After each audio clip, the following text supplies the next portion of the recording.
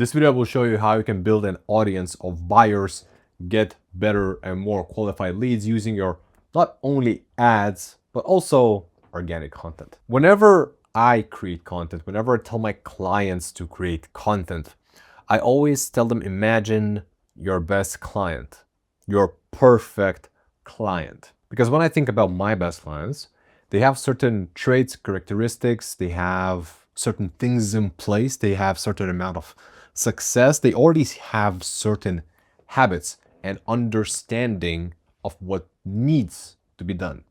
They are more willing to take risks, and a lot of times they are taking action fast. So with this in mind, what I will do is I will draw a line up at top of this awesome pyramid, and right here is what I will call my best clients or perfect clients, whatever comes to your mind. These people are usually the ones that pay you the most money, they're easiest to work with, and they get great results. So again, whenever I create content and I tell my clients to create content, always think about these people. There are people that you would not work with. So we're gonna draw another line at the bottom of this pyramid. We're gonna call this the minimum viable client. And these are the people that would just not be a great fit. So I'll give an example as well. Whenever I started my personal brand, I kind of helped people to start their personal brand. But starting a personal brand requires a lot of effort, a lot of commitment. You gotta be able and allow yourself to look dumb, to suck. And most people that I attracted were just not willing to do most of that stuff. Essentially, this is your floor and this is your ceiling, as some people would call it. Most of your clients are probably going to be somewhere here. This is what you would call your bread and butter clients, and that's okay. However, if you create content that speaks to this middle type of client, you might get a bit broader reach, right? You might speak to more people, but you will attract more of these clients and less of these clients, which is a problem, especially if you're doing ads, because we don't want unqualified leads clog your funnel. You essentially don't want to attract the wrong people and waste our ad money. But if you create content and ads that speak directly to your best clients, first of all, you will attract your best clients. But second of all, there will be a small bleed through of your bread and butter clients, and that's okay. We want to speak to the things that will repel anybody under this little line. So we speak to these, we naturally kind of attract these people as well, and then we repel anybody who's below this little floor. To give you a bit of a more concrete example, when I started building my personal brand, I spoke to a very broad audience because I just talked about how to build your personal brand. Because it was organic, it only attracted people that were looking to build their personal brand. But that doesn't mean that they were my target audience. I will spare you the story, but my content attracted a lot of people that were not simply qualified to work with me at all. So then what started happening is I started to increase my floor. At first it was like, I'll show you how to start posting content. And then I realized this is not gonna work because it takes a lot of effort to start posting content.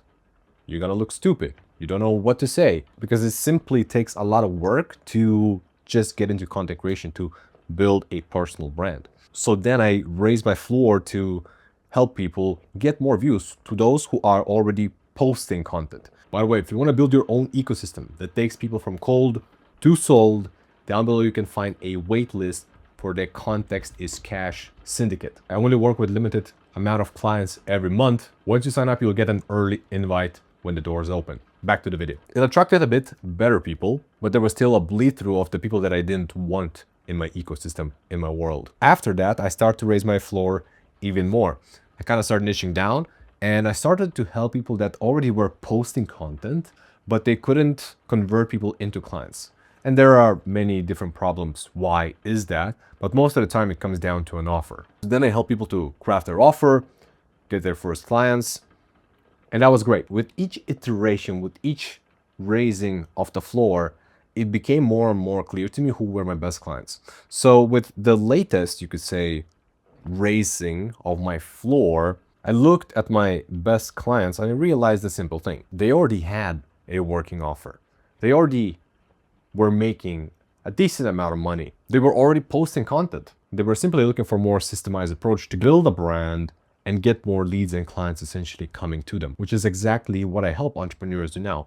Install simple context creation systems that take people from cold to sold. Now, all of my content speaks literally to my best clients with a mixture of my own experiences, my own life, right? Because we want to build that know, like, and trust factor. We don't want to be just yapping at the camera about how good we are, what problems we solve. There's a few more variables. So I think this is pretty clear. What I do have for you is what I call the checklist. Now, this checklist is, for me, it's internal. I already kind of know it by heart. I give it to my clients so that when they create content, it steers them in the right direction. So let's go through this checklist one by one. First things first is to ask yourself, does it speak to the right person? If you remember, we want to speak to only our best clients. So think about it in a way where if my best client saw this, would he or she would say, oh, this is for me, about me, or along the lines of that. Now, number two is, do you repel the wrong people? As much as we want to attract the right people, we want to disqualify and repel the wrong people, because we don't want people clogging our ecosystem. We don't want people clogging our funnel, taking our time, taking our seller's time, whatever model you're running. I'll give you an example. There was a very decent piece of content that I created, I believe last year, literally last year this time, where my hook for the video was, if you learn these 2 skills, you will never be broke again. The video performed pretty well, but the problem was that it attracted a lot of people who were technically afraid to go broke. My best clients are not broke. You could argue that, yeah, it's a broader hook. It's gonna get you more attention, but more attention doesn't mean that it's quality attention. Famous examples that I used everywhere. The point of that video was that you need to make offers and create more offers, essentially. And those were the 2 skills. But if I simply said, if you learn these 2 skills, you will never go under 20K a month again, now that would speak to more of my ideal clients. It will repel the wrong people and would have gotten less views, probably yes, but it would have gotten me better views. And that's what I'm talking about. This is the entire principle. You want to get quality attention. You don't want to just get, I can post a meme tomorrow and you get 1 million views. That is not hard. But then my lead flow gets cooked, my retargeting gets cooked. I will be having conversations with the wrong people. Anyway, this was a little side tangent. Number 3 is, does it follow a clear structure? Pretty simple. Do you have hook, value, quick summary, and then a call to action? This applies to ads and your organic content. Number 4 is it an observation, experience, or expert positioning content? Whenever you create content, imagine a spectrum. So this is low trust and this is high trust. This is how much trust your viewer requires to have with you to, first of all, watch that piece of content. And whenever you're making expert positioning claims, this is expert, right? You're claiming to be an expert.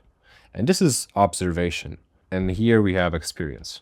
Based on the claims you make, it will also dictate the amount of views you get. If you want better performing ads and organic content, I simply recommend creating content in this little side of the spectrum. But if you want to build authority fast and get more conversions, then you probably want to go into this side of the spectrum. For example, an expert type of hook would be like, here's the best way to lose 20 pounds of fat. You are essentially making an expert claim and you're asking people to trust you.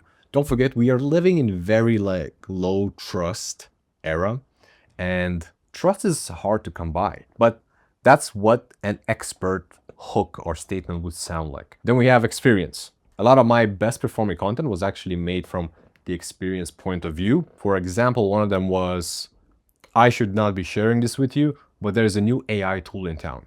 Now, given the fact that AI is a pretty broad topic, that probably helped the performance, but I've also made statements like, content creation is broken, let me explain. Video editing is dead, let me explain. And in all of those videos, I shared my experience. Now, observation one is the one that requires the least amount of trust and has a lot of potential to perform really well. The reason why is because nobody can argue with you that, oh, that's not true, because most of the time you're making an observation around what's happening. So in this case, I could say something along the lines of Alex Hormozi had a $100 million launch. And now we're going to steal his entire launch strategy step by step together. There are a few implications in that hook, but you can probably see the difference between experience, observation, and expert type of approach. And finally, this is actually my favorite one. Whenever I create content, the best way to market stuff, from my experience, is helping people turn a liability into an asset. If somebody is doing sales calls, they might not like them. They might not know that they can close clients using a simple Google Doc. And another example would be, let's say somebody runs webinars. Free webinars, they have 5% show up rate. By the end of it, maybe 0.5% of people buy their stuff. What if instead I present them with this different approach where I tell them, listen, you can increase your show rate from 5% to 50%, or maybe even more, and then get paid to do the webinars. Now, yeah, less people probably show up, but you'll get paid to teach, and those people are going to be more qualified and more willing to convert to become clients. So can you show them what they're currently doing is a liability, and can you help them turn that into an asset? One more note, best ads, they look like good content. So the same practice that I do for organic, I also apply for ads as well. So right now it should be clear for you who you have to talk to, who you don't have to talk to, and then how do you talk to them essentially.